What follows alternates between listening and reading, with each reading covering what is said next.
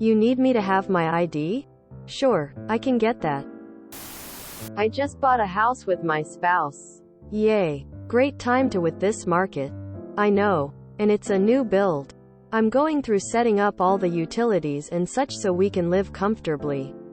One of these utilities is internet, which has been giving me a headache for a few days now.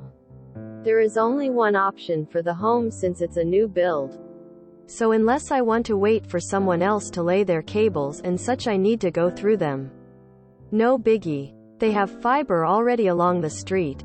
And as I and my spouse work from home, fiber is a great option.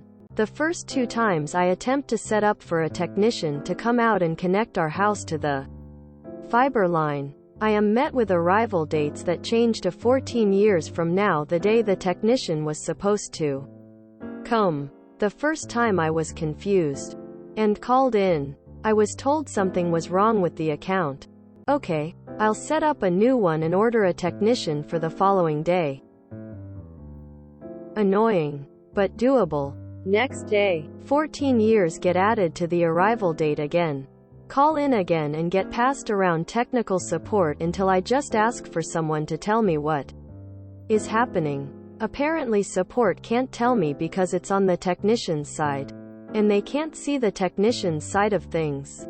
Great. I decide to go in with my spouse to talk to people in store since online and over the phone have only served to give me headaches. There I am met with a simple issue before they can help me. I forgot my driver's license. Without my driver's license, they can't get into my account. I tell the associates helping me and my spouse that I have a picture of my ID on my phone and can just show it to them. They can't take that and ask me to call back after I go get my ID, handing me a specific associate's card with their number. Cue malicious compliance. My spouse and I leave, driving to a place to eat dinner, and call the associate in the car. We had told him it might take 20 minutes for me to get my ID. The restaurant we went to was about 2 minutes away. I lead the call with my name and ask if he can get into my account now that I have my ID, and says he can. He comments that this was a lot faster than he thought it would be. And I just responded with a yep and read my ID number off the picture I had of it in my phone. The call lasted about 30 minutes instead of the total of 50 it would have taken if we had driven home to get my ID. And we went to eat dinner right after the call was done. Nothing has been fixed yet, but after all the issues I was having, this felt like a nice win.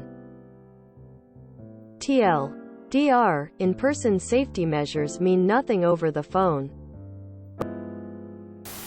I went to the Secretary of State with a photocopy of the release of lien to get a new title. They told me they couldn't take a photocopy, but they would take a fax. So I went home, faxed them the photocopy, and went back to get my title. Odd. In my state driver's license, photo IDs are moving to phones. I still use the card myself because I don't want to give my phone to a police officer if I get stopped, but if it's good enough for law enforcement, it should be good enough for businesses, right? Nice little win, man. Happy for you and your spouse on that house.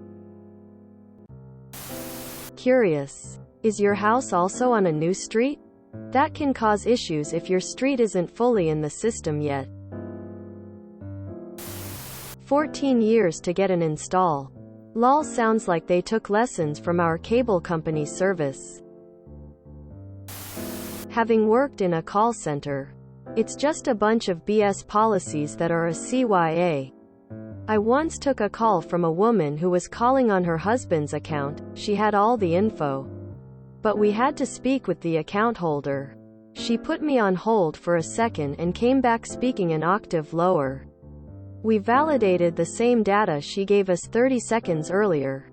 Corporate stuff is PETA. Also, always say that you're the account holder, nowadays. With the trans stuff, you're better off taking the short route instead of getting a lecture on inclusivity, even though you're following their rules. IDK, what's malicious about it but well played? I'm moving into a new house in less than a month, and while there's a fiber cable going right into the house, the cable company doesn't even see it as existing. Kinda has me worried. It's not malicious compliance though.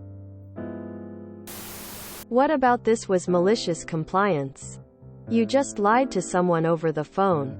The point of the ID thing is because people steal identities to get phone utility services, which I now totally hope happens to you.